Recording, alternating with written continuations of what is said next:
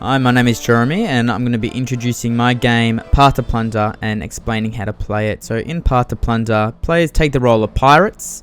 They go around collecting treasure, upgrading their ship, and plundering each other for each other's treasure. Victory is achieved by getting to the specified amount of treasure depending on the scenario.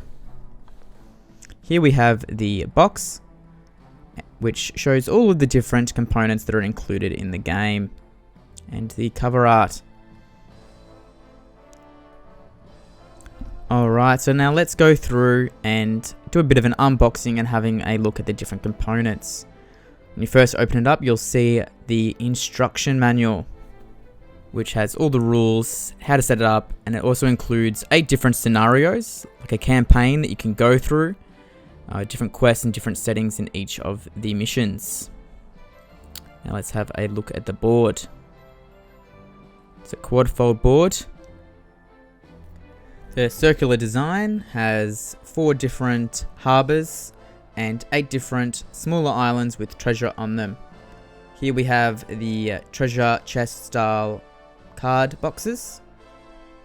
Inside there is 20 different treasure chests.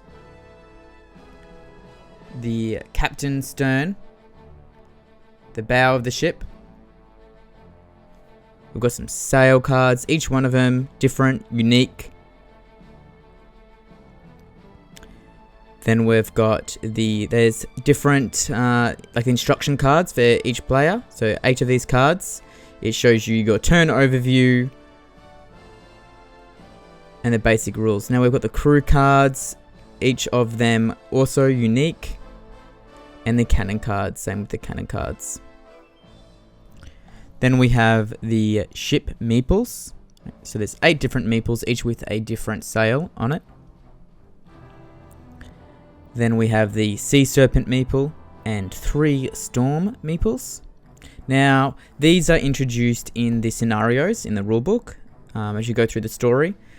Once you've sort of played the base version, and then each of the scenarios sort of introduces some different rule sets that you can experiment with and customize how you want to play.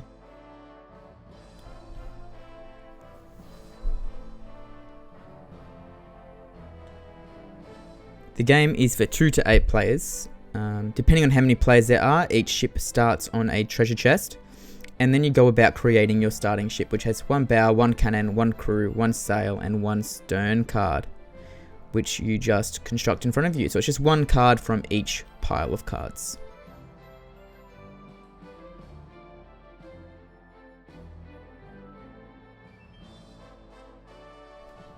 Now, as you can see, this card has like a yellow hex kind of rune, and that matches with one of the sails on the board. So that's how you can identify which ship is yours.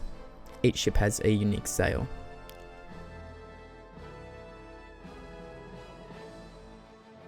Now, because you're starting on a treasure chest tile, you also start with 1 treasure to help get you started.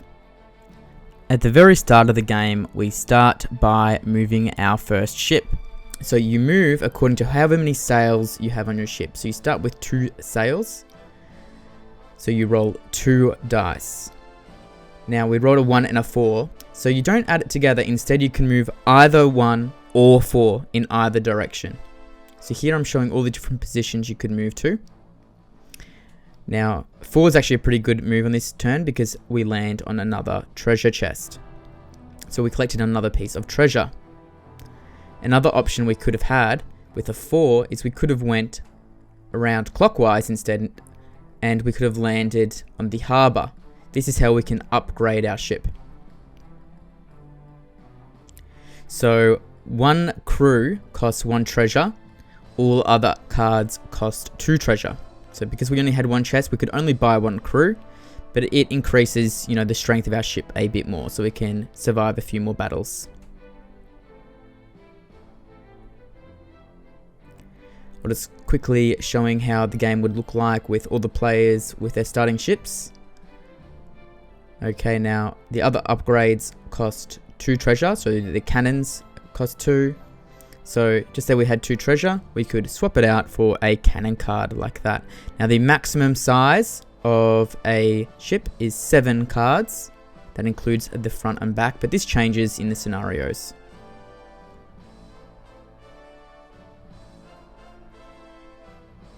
If we land on a harbour and we have 4 chests, we can expand our fleet.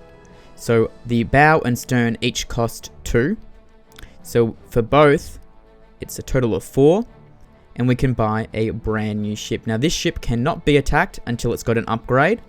But until it's upgraded, it can only hold 2 treasure chests. So if you're wanting to carry more than that, then you need to upgrade. People cannot attack you until you have upgraded. So now I get the corresponding ship and I add it. If at the start of our turn our ships are on the same tile or adjacent tiles, we can trade cards between those ships. So we can trade any upgrade cards or treasure chests. This has to be done before either of your ships has had its turn. So your turn starts with trading and then movement and combat in either order. And then at the end of the turn is your purchasing phase. So if you have landed on a harbour, that's when you can purchase upgrades. Alright, so for battling, we can battle another player if we are on or adjacent to their tile, just like with trading. So these are the 3 positions we can attack this green ship. Alright, now if we're initiating a battle, we each roll dice equal to however many cannons are on our card. So on this ship you can see I have 2 cannons for the yellow ship, whereas the opposing ship, the green ship, only has 1 cannon because they're still on their starting ship. So I will roll 2 dice and they will roll 1 dice. Again, like the sails, you don't add the dice together. Instead, you're just going off the highest dice that you roll. So the highest dice I rolled was a 3. So now green ship has to get 3 or higher. If we both get the same, we both lose a crew card. But in this example, yellow's defeated green, so he loses his 1 crew card. Now crew card acts as sort of the hit points of the ship. So he has just his captain left. So he's on his last one. Let's say it was green's turn now, and green chose to attack. Maybe he's confident he can do it with just 1 cannon. He rolls 1 dice, and yellow rolls 2 dice again.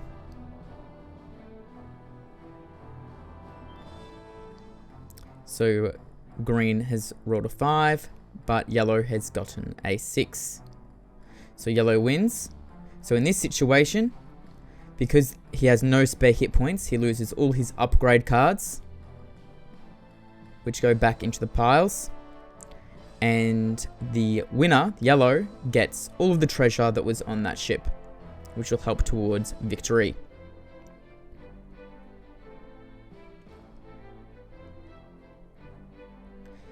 If you have a smaller ship that just has 1 sail, you only roll 1 dice. Whereas if we want to upgrade for an extra movement, we can buy an extra sail for 2 treasures. And we can add that to our ship. Now it would roll 2 dice. So it gives us different options. So here we can move either 2 or 5. If we continue to upgrade and get more and more sails, it increases our movement versatility. So now we have 4 sails. So we have the choice of 4 different results. So 1, 4, 2, or 2, either clockwise or anti-clockwise. So it's a bit of a paper, scissors, rock of which upgrade you want to go with your ship, whether you go for sails or cannons or crew or a mixture of all of them.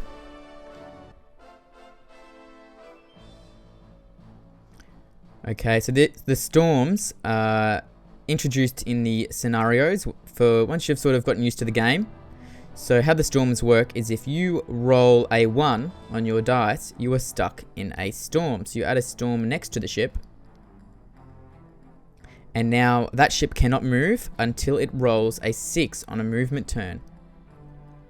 Or if they've, given up and they don't want to stay stuck in the storm, they could always throw one of their treasure overboard, lighten their load, and escape the storm. Then there's the Sea Serpent. Now the Sea Serpent starts on the board and it always moves 3 spaces towards the ship with the most treasure. Once it has caught up to the ship, it then starts battling the ship. If the Sea Serpent wins, then the ship loses all of its treasure. The Sea Serpent attacks with 1 dice, and the defending ship defends with however many cannons it has.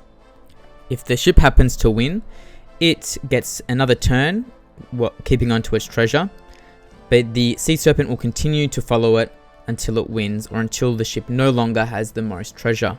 While the Serpent moves 3 spaces, if the ship it is attacking is only 2 or 1 space away, it can move just that amount of space to land directly on the ship.